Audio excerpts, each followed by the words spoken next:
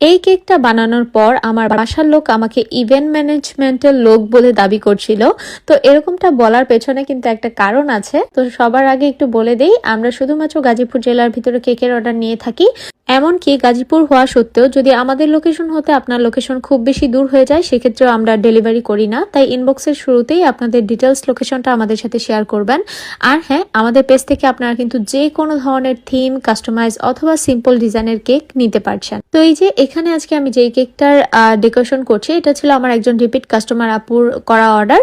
তো উনি হচ্ছে মূলত আমাদের পেজ থেকে দুইটা কেক নিয়েছিল, একটা হচ্ছে গায়ে হলুদের আর একটা হচ্ছিল মেহেন্দি থিম কেক। তো এই দুইটা কেকের মধ্যে গায়ে হলুদেরটার সাথে কি ঘটনা ঘটেছে সেটা তো আমি আপনাদের সাথে অলরেডি শেয়ার করেই ফেলেছি। যারা দেখেননি চাইলে আমাদের পেজে ভিডিওটা আপলোড করা আছে, দেখে নিতে পারেন। আর এই কেকটার ডেকোরেশন করতে আমার খুব একটা টাইম লাগেনি, বড়জোর 5 থেকে 10 মিনিটের মধ্যে হয়ে গিয়েছিল। বাট এই কেকটার যে মেইন একটা আকর্ষণ, সেটা বানাতে আমার অনেকটা সময় লেগেছে। আর আমি আসলে চাইলেই অনেক তাড়াহুড়ো করে কোনো রকমে করে ফেলতে পারতাম, বাট আমি চেয়েছিলাম জিনিসটা যেন খুবই নিখুঁত হয় আর খুবই সুন্দর হয়।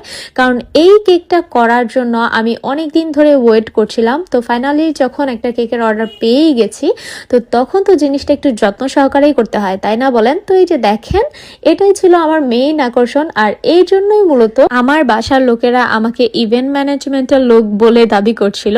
তো সেটার কারণ এই যে আর কিচ্ছু না, এই স্টেজটা। তো এই স্টেজটা আমি যখন হাতে বানাই, আর স্টেজটা আমার বানানো দেখে সবাই বলছিল যে কেকের কাজ বাদ দিয়ে এখন ইভেন্ট ম্যানেজমেন্টের লোকের সাথে আমি যেন যোগাযোগ করি, কারণ এটা নাকি অতটাই নিখুঁত হয়েছিল বানানো। আর কেন জানি আসলে নিজের প্রশংসা করলে মানুষ মেনে নিতে পারে না, তবে আমার কাছে মনে হয়েছে যে আমার যে রেফারেন্স পিকচারটা ছিল সেটার থেকে অনেক অনেক বেটার আমি করতে পেরেছি, আলহামদুলিল্লাহ।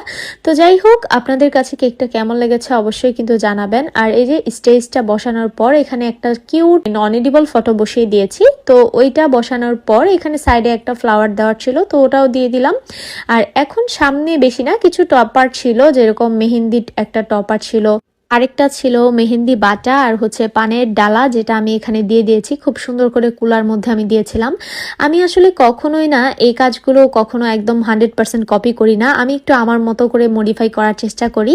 আর আলহামদুলিল্লাহ প্রতিবারই এতে করে বেটার লুক আসে আমার কাছে মনে হয়। আমি নিজে অনেক বেশি স্যাটিসফাইড ছিলাম, বিশেষ করে এই কেকটা বানিয়ে। তো যাই হোক, আরেকটা দেখেন লাল টুকটুকে শাড়ির ডালাও আমি দিয়ে দিয়েছি। আর এরপর এখানে কিছু গোল্ডেন সুগার বল দিয়ে দিব।